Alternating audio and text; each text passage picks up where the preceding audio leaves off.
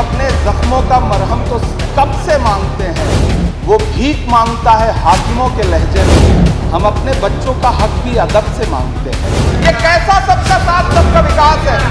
काहे का सबका साथ सबका विकास? ये नारा, ये दावा खोखला है। एक दैत्याकार बुलडोजर है जो चारों तरफ घूम रहा है और जिनके सरों पर छत है भी, उन छतों को भी छीन लेना चाहता है। आपसे ज्यादा देशभक्त हूं मैं भारत का इमरान हूं। देश में आर्थिक तौर पर, सामाजिक तौर पर जो बंटवारा करने की साजिश मौजूदा सरकार और सरकार के आनुषंगिक संगठन कर रहे हैं। श्री इमरान प्रतापगढ़ी। बहुत बहुत धन्यवाद उपसभापति महोदय। मैं अब्दुल वहाब साहब द्वारा लाए गए इस रेजोल्यूशन के समर्थन में बात करने के लिए खड़ा हूं।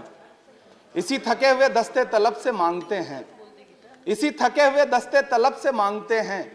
हम अपने जख्मों का मरहम तो कब से मांगते हैं, वो भीख मांगता है हाकिमों के लहजे में। हम अपने बच्चों का हक भी अदब से मांगते हैं। उपसभापति महोदय, ये जो रेजोल्यूशन है, इसके जो महत्वपूर्ण एक दो बिंदु हैं, उसमें एक बात कही गई है कि सच्चर समिति के प्रतिवेदन और अन्य प्रतिवेदनों की सिफारिशों को कार्यान्वित किया जाए, जिसमें मुसलमानों के शैक्षिक और सामाजिक पिछड़ेपन पर चर्चा हो। उद्धृत कर रहा हूं मैं इसे। दूसरा पॉइंट है कि छात्रवृत्ति और शैक्षिक कार्यक्रमों को बहाल किया जाए और सुधारा जाए, जिससे उच्चतर शिक्षा भागीदारी में सुधार आए। मदरसों के आधुनिकीकरण की बात की गई। मुझे हैरत है, तभी राकेश सिन्हा जी बात कर रहे थे, अभी नहीं है शायद, कहीं चले गए हैं आसपास।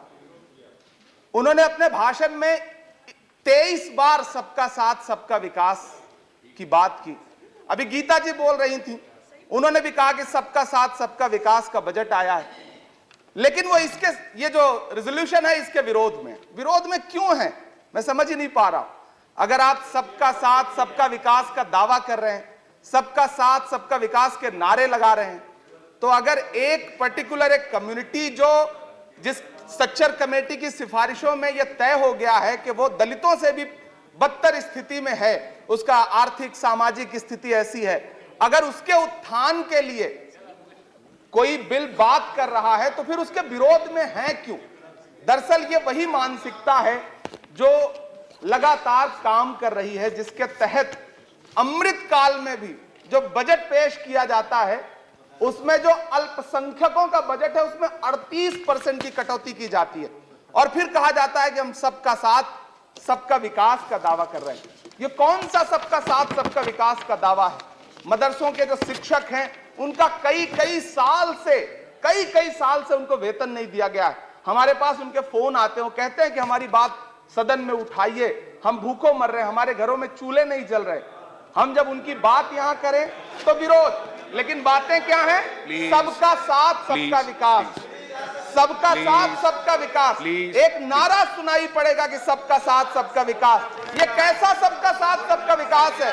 मैं सदन से यह पूछना चाहता हूं कि यहां सत्र चल रहा है उपसभापति महोदय, और इसी संसद से महज 800 मीटर की दूरी पर जंतर मंतर पर खड़े होकर के एक कार्यक्रम आयोजित होता है अभी 4 दिन पहले, और एक व्यक्ति वहां खड़ा होकर के सीधे आह्वान करता है, सीधे आह्वान करता है।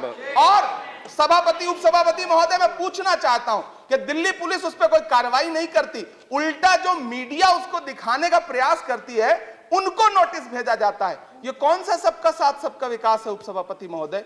यह हम बहुत गंभीर लोग यहां बैठे, मैं उच्च सदन में बैठा हूं, मैं यहां खड़ा होकर के कहना चाहता हूं, यह कौन सा सबका साथ सबका विकास है? उपसभापति महोदय, इसी दिल्ली में एक सांसद पाए जाते हैं, सत्ताधारी पार्टी के सांसद हैं, वो अपने कार्यक्रमों में सार्वजनिक मंचों पे खड़े होकर कहते हैं कि मुसलमानों का आर्थिक बहिष्कार करो। आप कह रहे हैं सबका साथ सबका विकास। कैसे होगा सबका साथ सबका विकास जब सत्ताधारी पार्टी के सांसद आर्थिक बहिष्कार की अपील करेंगे और उनके खिलाफ एक मामला तक दर्ज नहीं होता? प्रधानमंत्री जी अपने भाषणों में सबका साथ सबका विकास की बात करते हैं, लेकिन अफसोस है कि जब राजनीतिक तौर पर विकास करने की बात आती है तो लोकसभा में एक भी टिकट ये सत्ताधारी दल किसी मुसलमान को नहीं देता, राज्यसभा में एक भी टिकट किसी मुसलमान को नहीं देता, विधानसभा में जो बड़े बड़े प्रदेश हैं उसमें एक भी टिकट मुसलमान को नहीं देता। और वो 3 जो नाम के लोग थे, मुख्तार अब्बास नकवी साहब, एमजे अकबर साहब, सैयद जफर इस्लाम, उनको भी किनारे लगा दिया जाता है। ये कौन सा सबका साथ सबका विकास है? काहे का सबका साथ सबका विकास? ये नारा, ये दावा खोखला है। मैंने प्रधानमंत्री जी के भाषण सुने हैं। जब 3 तलाक पर बिल आ रहा था उपसभापति महोदय, तो प्रधानमंत्री जी कहते थे कि मैं अपने मुस्लिम बहनों को हक दिलाना चाहता हूं, उनके न्याय के लिए लड़ रहा हूं, ये बिल मैं उनके लिए ला रहा हूं। आपने भी सुना होगा वो नारा। मैं तो उपसभापति महोदय बचपन से जिस विद्यालय का पढ़ा हूं, वहां संस्कृत का एक श्लोक सुना करता था कि यत्र नार्यस्तु पूज्यन्ते रमन्ते तत्र देवता। मैं इसे सुना करता था उपसभापति महोदय। और फिर आज जब यहां सदन में खड़ा हूं, तो मैं पिछले दिनों लाल किले से प्रधानमंत्री जी की, लाल किले की प्राचीर से वो भाषण, उनकी वो तकरीर भी सुन रहा था, जब वो कह रहे थे कि महिलाओं को बिना हक दिलाए देश आगे नहीं बढ़ सकता। जब वो लाल किले की प्राचीर से ये बात बोल रहे थे, तो उस भाषण के महज 2.5-3 घंटे बाद उनके गृह राज्य गुजरात में बिल्किस बानो के आरोपी रिहा किए जा रहे थे। उसी दिन उन्हें माला पहनाया जा रहा था, उनका सम्मान किया जा रहा था। ये कौन सा सबका साथ सबका विकास है? उपसभापति महोदय, मैं तो आपसे कहना चाहता हूं कि जो प्रधानमंत्री जी का इंटरव्यू ले, जो फिल्मी स्टार, जो उनसे पूछे कि आप आम चूस के खाते हैं कि काट के खाते हैं, उसके लिए तो रेड कारपेट बिछा है।